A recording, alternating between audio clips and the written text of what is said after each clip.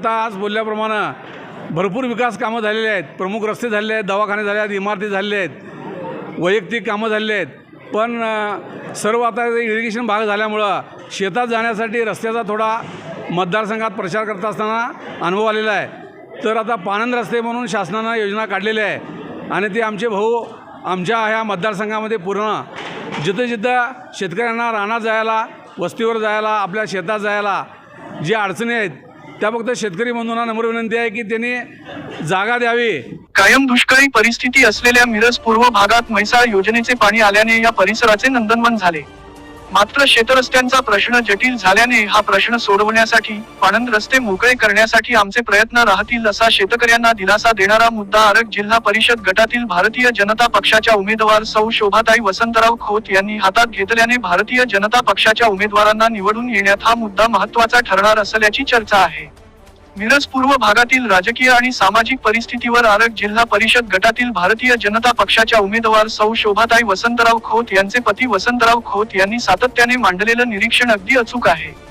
म्हैसाळ योजनेमुळे या भागाचा कायापालट झाला असला तरी पायाभूत सुविधांच्या बाबतीत शेतरस्ते हा खरोखरच कळीचा मुद्दा बनला आहे.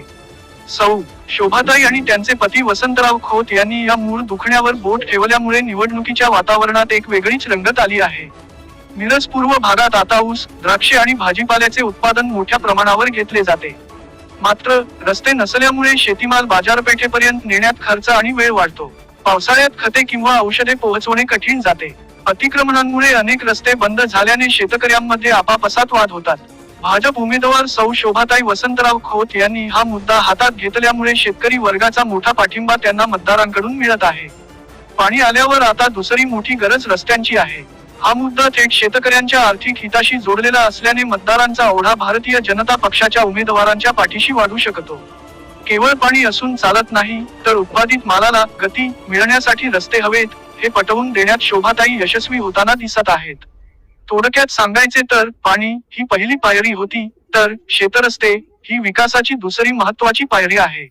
आरग जिल्हा परिषद गटात हा मुद्दा केवळ निवडणुकीचा नसून तो या भागाच्या पुढील 20 वर्षांच्या विकासाची दिशा ठरणार आहे. त्यामुळे शेतरस्त्यांचा आणि पाणंद रस्त्यांचा वसंतराव खोत यांनी हातात घेतलेला मुद्दा शेतकरी मतदारांच्या काळजाला हात घालणारा ठरला आहे. याचा आरग जिल्हा परिषद गटातील भारतीय जनता पक्षाच्या उमेदवारांना निवडून येण्यात चांगलाच फायदा होण्याची शक्यता आहे.